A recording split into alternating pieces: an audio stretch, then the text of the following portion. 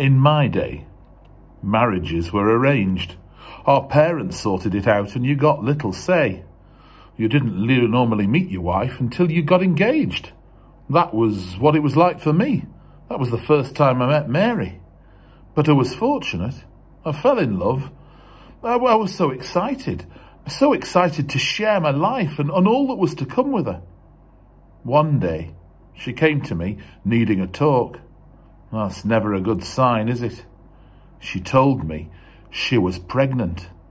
Not good news. That was a bad day. I knew the baby wasn't mine, as we hadn't, well, you know. So it meant that there was someone else. It broke my heart. I loved her, and it seemed the feeling wasn't mutual. She went on and on about how I'd got it wrong and how the baby was really from God. But at this point, I didn't want to hear. I mean, it's as if she was just trying to make excuses for her behaviour. I decided I would divorce her, but I'd do it quietly. I didn't want to disgrace Mary or make her the subject of gossip. I was all set. I decided I'd tell her the next day, so I went to sleep that night with a plan in mind. But that night, something strange, and I mean really strange, happened.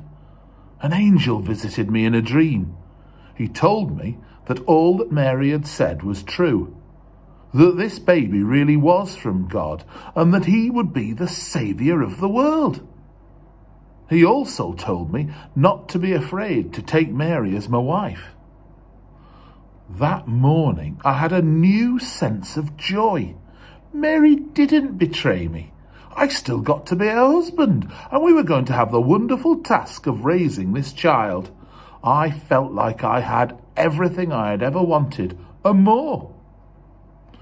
We got married, and then Caesar called for this census.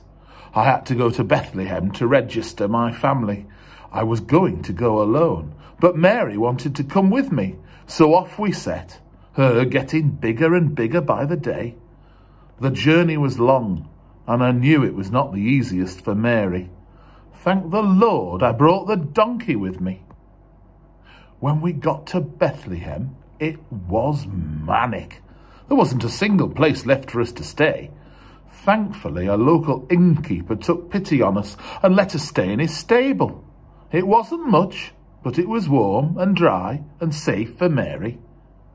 I wasn't expecting that our son would be born there. But what about this whole adventure has ever been expected?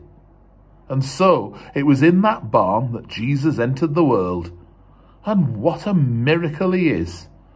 I didn't know it was possible to love this much. I am going to be the best dad I can to this child.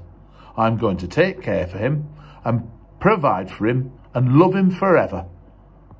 I can't help wondering who he will be and what he will become. Even now, I can tell he's special. I guess one day we'll see just how much.